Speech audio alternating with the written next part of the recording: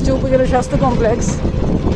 আর এখন আমরা এখানে নাকি স্টেডিয়াম হচ্ছে, Sheikh Russel junior mini stadium.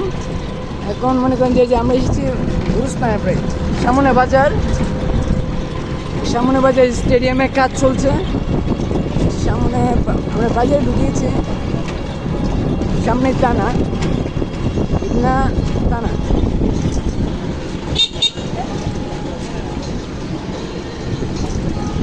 এটা হচ্ছে টানা।